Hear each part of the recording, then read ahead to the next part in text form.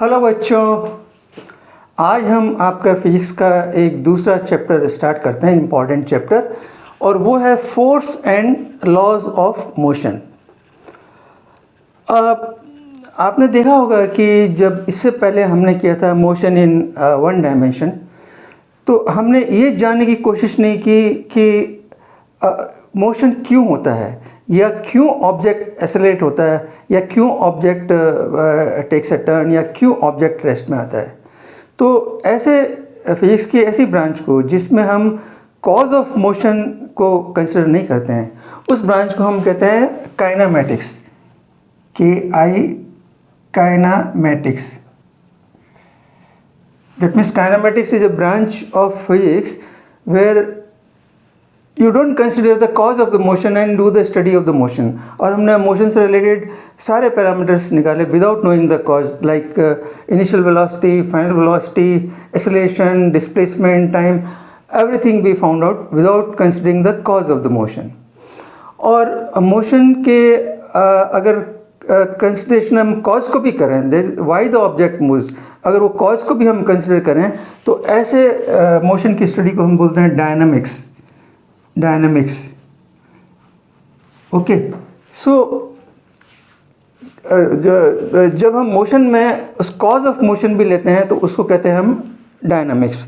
Now जैसे मान लिए अब मैं अगर आपसे क्वेश्चन करूं कि कोई ऑब्जेक्ट क्यों एक्सेलरेट होता है, वाई द ऑब्जेक्ट एक्सेलरेट है। अगर मैं आपसे ये पूछूं why the object means when I say object means a mass, object accelerate. ना एक्सेलरेशन आप जानते हैं 3 तरह से हो सकता है, चाहे तो उसका एक्सेलरेशन में चेंज इन वेलोसिटी हो, और चाहे तो चेंज इन डायरेक्शन हो, और दोनों हो, जैसे फॉर एग्जांपल सर्कुलर मोशन में both can be there. So why the object accelerate? अब जैसे मान लिए आप you are driving in a car और एक कांस्टेंट स्पीड से जा रहे हैं और आपको कार को स्पीड बढ़ानी है। एक्सेलरेशन मतलब it is a change in speed, acceleration मतलब it is a change in speed. और जैसा मैंने आपको बताया कि दूसरे 2 कारण भी हो सकते हैं, चेंज इन डायरेक्शन और बोथ। सो अगर मैं स्पीड को चेंज करना चाहूँ तो आप क्या करते हैं, आप उसको एक्सीलरेटर को प्रेस करते हैं, और एक्सीलरेटर क्या करता है, आपको एक्सीलरेटर इंजन में ज़्यादा फ्यूल इंजेक्ट करता है, और ज़्यादा फ्यूल इंजेक्ट करने से क्या होता है, there is a more pressure on the piston, और मोर प्रेशर से क्या होता है, जो उसकी पिस्टन को व्हील से क्रैंकशाफ्ट के थ्रू जो मोशन मिलता है, तो वो उसमें ज़्यादा टॉर्क लगेगा and your speed will increase. That means to change the acceleration you need a more force. So that is the requirement जो हम डे टू डे देखते हैं। So जो फोर्स के स्टडी मोशन से क्या रिलेशन है इसका, उसकी स्टडी जो की थी आइजैक न्यूटन ने and he gave 3 principles, और that was in year I think 1687 में उसने प्रिंसिपिया नाम की एक बुक निकाली थी। प्रिंसिपिया नाम की एक बुक में ही उसने पब्लिश किए थे अपने 3 लॉज ऑफ मोशन, और उन लॉज को हम 1 by 1 स्टडी करेंगे। और इस न्यूटन के जो न्यूटन ने इस प्रिंसिपिया बुक्स में लॉ निकाले, उससे पहले गैलीलियो ने भी कुछ अपने ऑब्जर्वेशन से कुछ लॉ डिड्यूस किए थे, तो हम ज़रा उसके बारे में डिस्कस करेंगे। लेकिन उससे पहले, क्योंकि इसमें फोर्स का इम्पैक्ट है मोशन के साथ में, सो मैं आपको सबसे पहले फोर्स के बारे में थोड़ी और जानकारी देना पसंद करूँगा।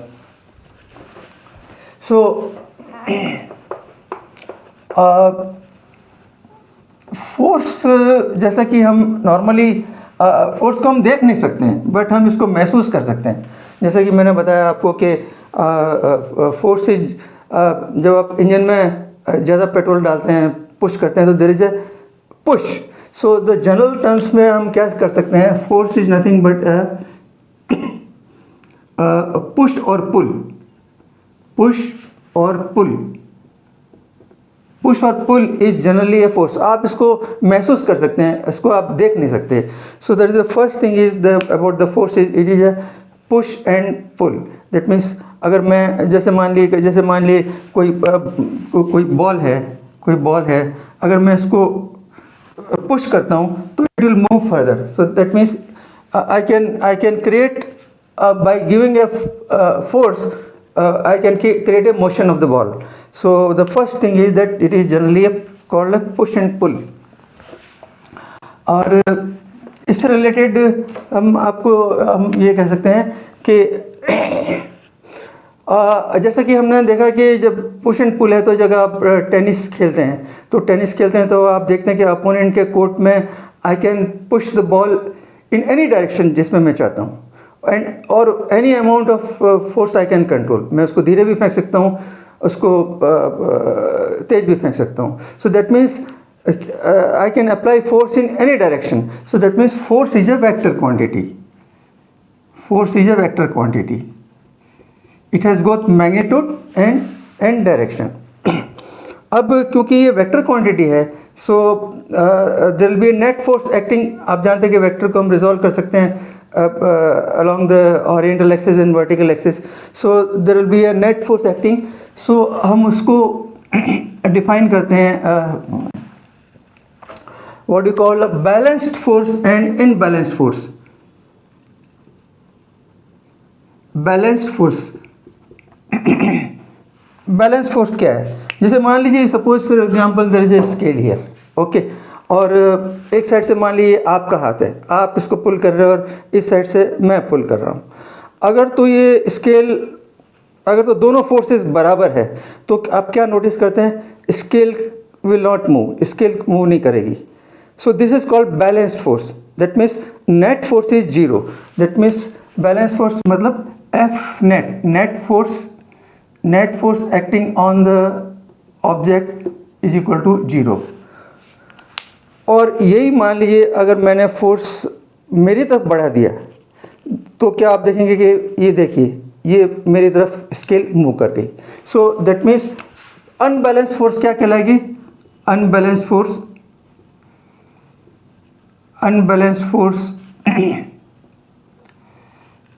फोर्स जहाँ पे F net is not equal to zero. Okay, so जैसे मान लीजिए ये कोई मास है, वेरियस डायरेक्शन में इधर F1, F2, F3, F4 forces है। तो अगर तो मैं इन फोर्सेस को जब मैं रिजॉल्व कर लूँ along horizontal and vertical direction और फिर मैं देखूँ नेट फोर्स क्या है, तो अगर तो नेट फोर्स जीरो है तब तो I will call it a balanced force. That means the mass will not move. और अगर मान लिए there is a unbalance force मतलब उसका नेट रिजल्ट किसी एक डायरेक्शन में हो, तो in the direction of the force the mass will start moving. So that is called unbalanced force. So balance force and unbalance force का difference आपने समझ लिया। अब मैं इसको फोर्स से रिलेटेड एक और टर्म आपको डिस्क्राइब कर सकता हूँ और वो है कॉन्टैक्ट फोर्स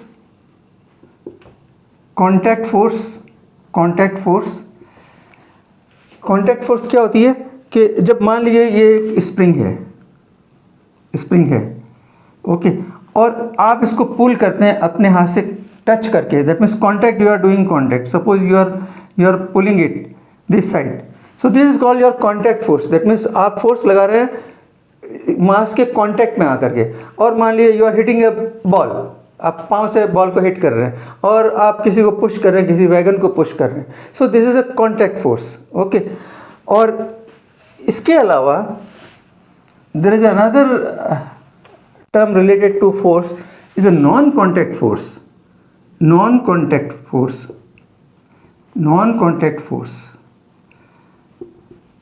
नो, ये एक तो वैसे ही हम फोर्स को देख नहीं सकते और फिर ये नॉन कॉन्टैक्ट थोड़ा सा डिफ़िकल्ट टू डाइजेस्ट। तो इवन न्यूटन के लिए भी ये बड़ा मुश्किल था कि नॉन कॉन्टैक्ट फोर्स, जब उसने लॉ ऑफ ग्रेविटेशन दिया, वह जब आपका one mass has influence on the another mass, तो ही वॉज वेरी अनकम्फर्टेबल कि नॉन कॉन्टैक्ट फोर्स में मैं कैसे डिस्क्राइब करूं।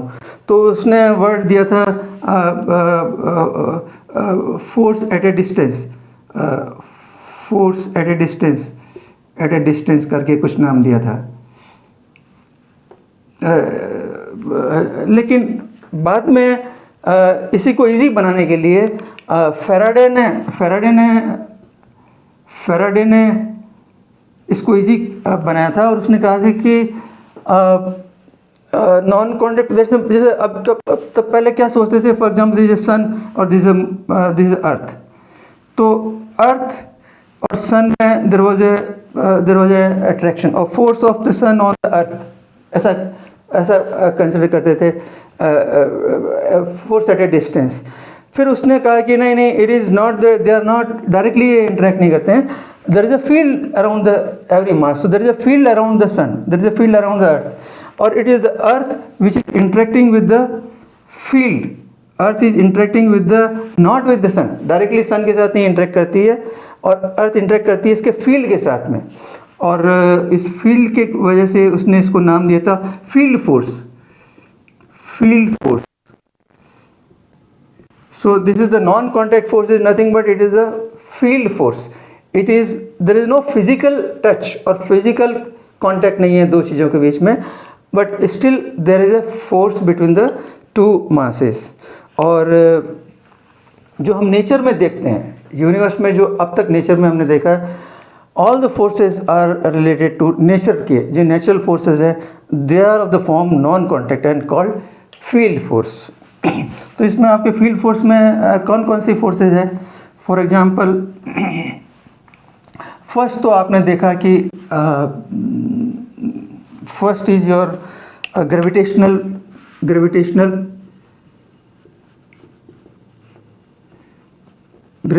Force where one mass has got an influence on the another mass, gravitational force। Number 2 आपने देखा है electric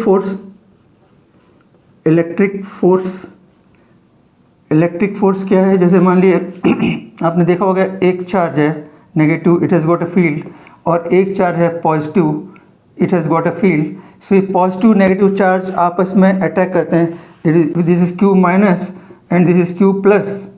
सो अगर ये अपोजिट साइन है, अपोजिट चार्ज है, तो ये अट्रैक्ट करेंगे, और यदि सिमिलर चार्ज है तो ये रिपेल करेंगे।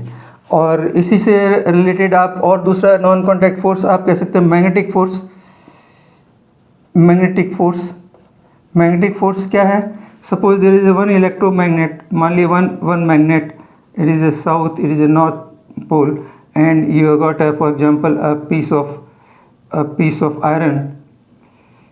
तो आप देखेंगे this attracting, so there is a field created around this magnet and this iron is attracted, so this is a non contact force, a magnetic force। इन दो को हम कंबाइन करके कह सकते हैं इलेक्ट्रोमैग्नेटिक।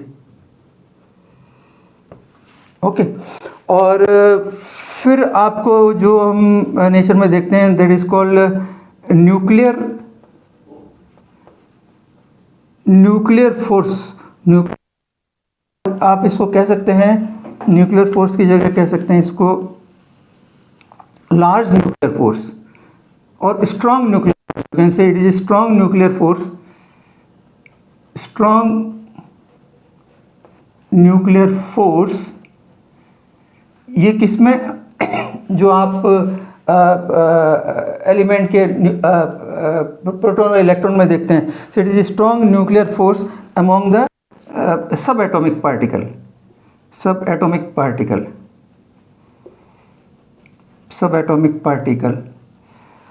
और फोर्थ टाइप का जो फोर्स अब तक जो नोटिस किया गया that is a weak nuclear force. और ये आपका actually radioactivity, this is responsible for the radio active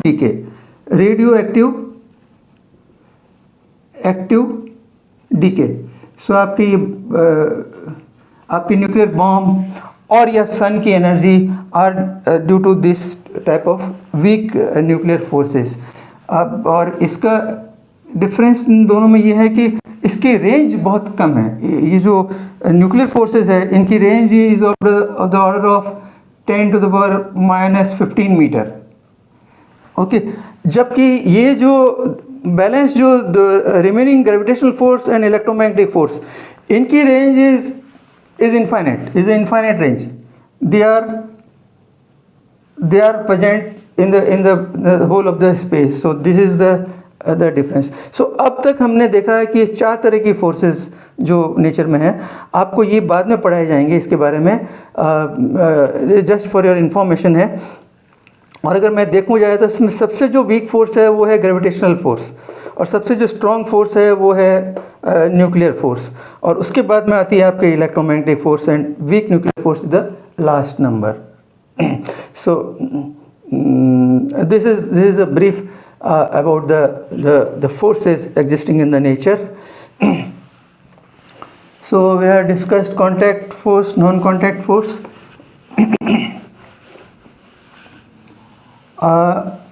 इस नॉलेज के साथ में अब हम डिस्कस करते हैं what is the first law of Newton. और जैसा कि मैंने आपको कहा था कि गैलीलियो ने कुछ लॉ डिड्यूस किए थे just before this Newton publish his law, और उसने नोटिस उसका ये था फील कि अगर मैं स्मूथ सरफेस यानी विदाउट एनी फ्रिक्शन, अगर 2 inclined surface which are smooth लूँ और मैं अगर इस पे एक मार्बल स्टोन को मैं गिराऊँ, so it will come down, it will achieve some velocity here, and जब ये दूसरी inclined plane पे it will go up and it will try to come to the same level जिस लेवल पे ये गिरा था। और अगर मैं इसके प्लेन को इंक्लिनेशन को चेंज करूँ, फॉर एग्जांपल अगर मैं इसको कम कर दूँ, मान लीजिए मैं ये कर दूँ, so the ball will further rise, it will go up to this point जब तक कि इसका लेवल बराबर नहीं हो जाए। और मैं इसको और भी कम कर दूं, मान लीजिए इसको मैं हॉरिजॉन्टल कर दूं, तो this ball will go all along this, कहाँ तक ये कोशिश करेगी इस लेवल तक आने के लिए, that means it will go horizontally for ever. ये उसने एक डिड्यूस किया था अपना लॉ ऑफ मोशन, और इसी लॉ को फर्दर इसने स्टडी किया था न्यूटन ने, and then he came out with this law. उसको अंडरस्टैंड करने के लिए मैं आपको ये कह सकता हूँ कि अगर हम न्यूटन से पहले अगर हम देखें कि लोग बाग क्या सोचते थे, यानी न्यूटन का एक्चुअली ऑब्जेक्टिव क्या था, ये जो जानना चाहता कि जो भी यूनिवर्स में ऑब्जेक्ट हैं उसके 2 ही स्टेटस हैं। पहली बात तो वो या तो वो रेस्ट में होगी, या वो मोशन में होगी। तो वो ये जानना चाह रहा है कि नेचुरली स्टेट क्या ऑब्जेक्ट रहना चाहता है, क्या वो हमेशा रेस्ट में रहना पसंद करता है या वो मोशन में रहना पसंद करता है। तो ये जब वो स्टडी करने की कोशिश की उसने, तो देखा कि उससे पहले लोगों का क्या व्यू था, तो उससे पहले लोगों का व्यू था, एंड मैं उसको लिखता हूँ ओल्ड व्यू जो लोगों का था, an object, when object means a mass, when object at rest will remain at rest. Object at rest will remain at rest. This is okay, we also know it. For example, मैंने अगर यहाँ पे कोई एक ball रख दी, मान लिए there is a ball here I have kept, और मैं इस बॉल को कोई एक्सटर्नल फोर्स नहीं दे रहा हूँ, तो इस बॉल को चाहे मैं 1 दिन बाद आके देखूँ, चाहे 2 दिन बाद आके देखूँ, चाहे 1 साल बाद आके देखूँ, ये बॉल एट रेस्ट स्टेशनरी है तो ये स्टेशनरी रहेगी, ये जहाँ है वहीं रहेगी। मैं इसको कितना भी जोर से कह दूँ तो चल आगे चल, ये मूव नहीं करेगी। So an object at rest will remain at rest, ये लोगों का ऑब्जर्वेशन था, and it is still today also. इसके आगे देखिए, an object at rest will remain at rest, but अगर मैं इस बॉल को अगर मैं यहाँ पुश करता हूँ, तो लोगों ने क्या ऑब्जर्व किया, इफ़ आई पुश इट तो बॉल विल थोड़ी दूर तक जाएगी और फिर ये आकर के एट रेस्ट रुक जाएगी। And that is true for everything even today also. So लोगों ने क्या कंक्लूड किया कि an object at rest will remain at rest and an object at rest will come to rest, and object in motion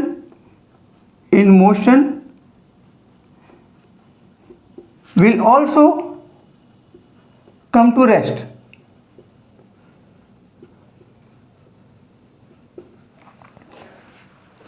Based on this observation, उन्होंने कहा कि object in motion will also come to a rest. That means you need a force to keep the body running.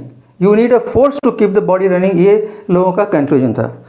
But Newton ने कहा कि आपका ये जो जिस बेसिस पे आपने ये एक्सपेरिमेंट किया है, this is not correct experiment. क्योंकि जैसे आपको मान लो आपको ये टेस्ट करना हो कि मेरा लड़के को चोरी करना पसंद है या वो ईमानदार है, और आपने एक पर्स रख दिया और आप उसी घर में या उसी रूम में हैं, तो वो लड़का चोरी करना चाहेगा तब भी नहीं करेगा, क्योंकि उसको आपको एक बैरियर है, आपने उस बैरियर को नहीं हटाया. तो अगर आपको रियली टेस्ट करना है तो you go for quite a long time out of the house. आप जाइए थोड़े दिन के लिए और फिर आके चेक करिए कि ये पर्स में पैसे गायब हैं या नहीं है. तो कहने का मतलब ये था कि यहाँ पे क्या है, यहाँ पे आप देखो कि जब ये मोशन कर रहा है तो there is a friction always acting, और friction will always restrict the movement, और इसके फ्रिक्शन की वजह से ये मूवमेंट रुक जाएगा. जब आप बॉल को फेंकेंगे तब भी क्या होगा, there is air pressure will stop the motion of the ball, और ग्रेविटी विल. तो ये जो चीज़ें हैं जब तक आप ये पूरी नहीं हटाओगे तो आपका ये एक्सपेरिमेंट का कंक्लूजन सही नहीं है. उसका कहना था जैसे मान लिए अर्थ है, वो हज़ारों सालों से सन के अराउंड मूव कर रही है, ओके, और मून है, वो मून सन के अराउंड मूव कर रहा है. तो इसको ड्राइव करने के लिए तो कोई इंजन नहीं है, कोई फोर्स नहीं है, क्योंकि ये यहाँ पे स्पेस है, यहाँ पे कोई फ्रिक्शन या रेजिस्टेंस नहीं है. So once they have taken a motion they continue to do it, and for कई सालों तक चलते रहेंगे. तो आपका ये एक्सपेरिमेंट के अंदर अगर आप ये सब चीज़ें हटा दें, फिर आप देखोगे कि no object will not come to a rest. That means मान लीजिए ये मेरा पेन, और अगर आप स्पेस में जाएं, इस स्पेस में जाएं और इस पेन को अगर आप स्पेस में इसको फेंक, even your body will also effect this. तो मान लीजिए थोड़ी देर के लिए आपकी सोल है, आपकी आत्मा है, जो इस पेन को अगर थोड़ी देर के लिए फेंक लिए इधर, ऐसे एक दफ़े मोशन दिया और छोड़ दिया, तो क्या होगा, the pen will keep on moving forever. So he corrected this law, on what he said कि नहीं, ऐसा नहीं है. You don't require a force to keep the body in motion. Okay, so an object at rest, corrected one will be, first part is okay, an object at rest will remain at rest, and an object in a uniform motion, object, तो मैं इसको correct करता हूँ, object in uniform motion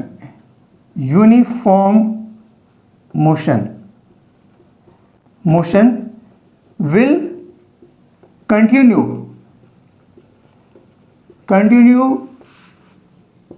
to do so, okay, unless will continue to do so unless some external, unless it is subjected to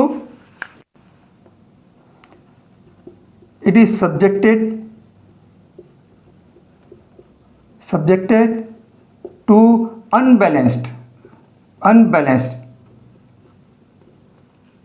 जैसा कि हमने discuss किया, unbalanced मतलब net force, subjected to unbalanced external force.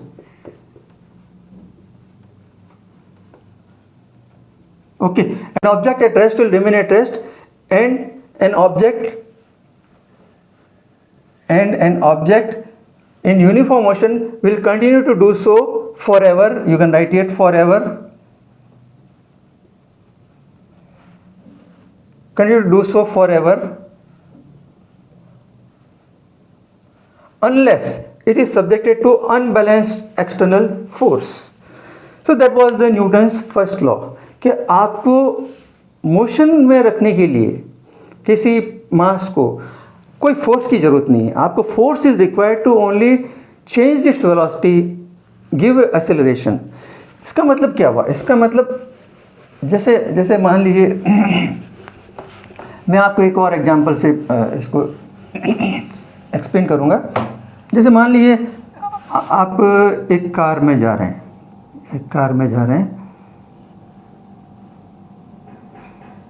और मान लीजिए आपने it is going you are going at 20 kilometre per hour, ये आपकी स्पीड है। तो आप देखिए अगर कार में आप इधर जा रहे हैं तो there will be a force of friction, मान लीजिए 10 न्यूटन है। ओके, तो आपको ये जो आप इधर इंजन में जो फोर्स लगा रहे हैं, it is only to overcome this 10 newton friction.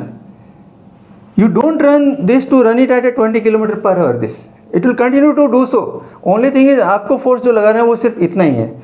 Unless you want to change the speed, आप इसको अप या डाउन करना चाहते हैं, तभी आपको इसको एक्सटर्नल फोर्स लगाना पड़ेगा, otherwise it will continue to go here. तो आपने नॉर्मली देखा होगा अगर आप एक कार को 60 किलोमीटर की स्पीड से ड्राइव कर रहे हैं,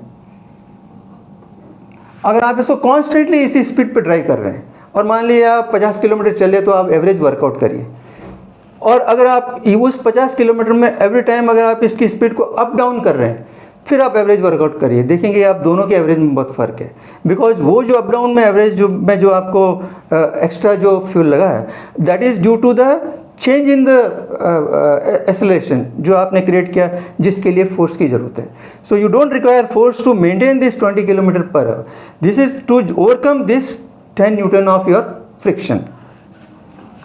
So this was all about the Newton first law. Newton first law को हम law of inertia भी कहते हैं, तो इसको law of motion को इसको law of inertia भी कहते हैं, law of inertia।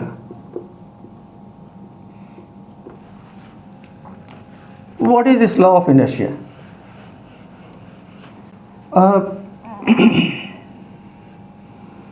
सो आपने देखा है कि जो एज पर न्यूटन कोई चीज़ जिस स्टेट में है वो उसी स्टेट में रहना पसंद करेगी। अगर कोई चीज़ स्टेशनरी है, अगर कोई रेस्ट में है, तो it will always try to be in rest, वो उसको रजिस्ट करेगी। अगर आप उसको रेस्ट के मोशन को छेड़ेंगे तो आपको एक्स्ट्रा फोर्स लगाना पड़ेगा। या कोई चीज़ मोशन में है तो इट विल उसकी इच्छा क्या होगी? मोशन में रहने की होगी। आप उसके मोशन को स्लो या फास्ट करेंगे तभी आपको फोर्स लगाना पड़ेगा। तो इनर्शिया क्या है? इनर्शिया का क्या, अगर मैं एज ए डेफिनेशन कहूँ तो it is a property of object to resist its motion, to resist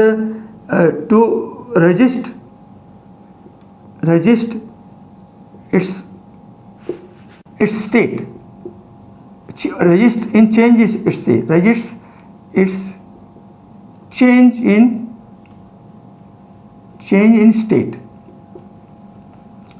उसको हम इनर्शिया बोलते हैं। सो दैट मीन्स अगर मान लीजिए मेरा ये पेन है, इस पेन को अगर मैं अगर नाउ इट इज स्टेशनरी, अगर मैं इसको मूव करूं तो मुझे easily I can move it with a very small force. Okay, और यही मान लीजिए एक बहुत बड़ा पत्थर है, there is a big stone. No, इसको मैं रजिस्ट करने में I will need a more force, is not easy to move it. Okay, तो दोनों में फ़र्क क्या है?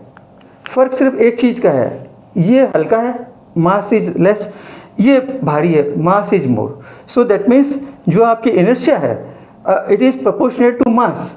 अब मैं उल्टा केस भी लेता हूँ, मान लीजिए ये पेन मूव हो रहा है, किसी ने मेरे ऊपर पेन फेंका, बहुत आसान होगा मुझे इसको रोकना। Okay, easy to stop it motion. और वही मान लीजिए किसी ने मुझे पत्थर फेंका है तो it is difficult to move to stop the stone. So क्या मतलब हुआ?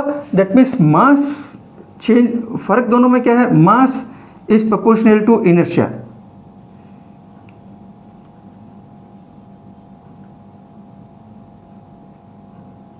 मीन्स आई कैन से अगर किसी बॉडी का मास ज़्यादा है तो उसकी इनर्शिया ज़्यादा है। ओके, सो अब अगर आप पूछें कि इसकी यूनिट क्या है, तो जो मास की यूनिट है वही इसकी इनर्शिया की यूनिट है. सो inertia tell me that how heavy that particular object is. जैसे और इसका इनर्शिया का मैं आपको एग्जांपल देता हूँ. जैसे फॉर एग्जांपल जैसे आप कार में जा रहे हैं, तो आपको क्या है कि बॉडी आपकी मूव कर रही है, बॉडी आपके लेग जो है इससे अटैच्ड हैं कार के फ्लोर के साथ में, और वो आप मूव कर रहे हैं. और सडनली अगर ड्राइवर ब्रेक लगाता है तो क्या होगा, आपकी बॉडी मूव करना चाहेगी आगे. ओके, सो दैट मीन्स क्या होगा, आप आगे की तरफ झुकेंगे, आपका ऊपर का पार्ट जो है वो तो अभी रुक गया. So it will try to be in motion, okay, by the Newton's first law, और आप आगे की तरफ मूव करेंगे. So you will get a jerk. उसी के लिए आप सीट बेल्ट बांध के रखते हो. सीट बेल्ट आपको क्या करता है, अपोजिट साइड से फोर्स प्रोवाइड करता है, so that you don't fall on the front side. इसी तरह से अगर मान लिया आपका बस में, स्टेशनरी बस में खड़े हैं और सडनली अगर बस चलती है तो क्या होगा कि आप तो रुके हैं, आपकी बॉडी चाहेगी रुकना, लेकिन बस अगर आगे जा रही है तो आपकी बॉडी पीछे जाने की कोशिश करेगी, बिकॉज वो रेजिस्ट करती है मोशन को. So inertia basically is similar to the first law. Okay, so that means an object will try to be in its present state. इन्हें उसकी, इसको हम एक तरह से इसकी ऑब्जेक्ट को अपनी मोशन को चेंज करने की जिद भी बोल सकते हैं. तो अगर मान लिए हैवी ऑब्जेक्ट है तो ज़्यादा जिद है, ये इस तरह से समझ लिया आप. और अगर लाइट ऑब्जेक्ट है तो उसकी कम जिद है. So it is something to related to the mass of the object. So these are the examples which I have given for the inertia. So with this, I think I have clarified the fourth and first law of motion. So we'll end it today here, or next we'll take the second law. और जाने से पहले as usual मेरी दो advice. आपने आज के मेरे इस लेक्चर से क्या नई चीज़ सीखी है, नोट डाउन करिए अपनी फ्यूचर रेफरेंस के लिए. And don't forget to subscribe my channel. Thank you.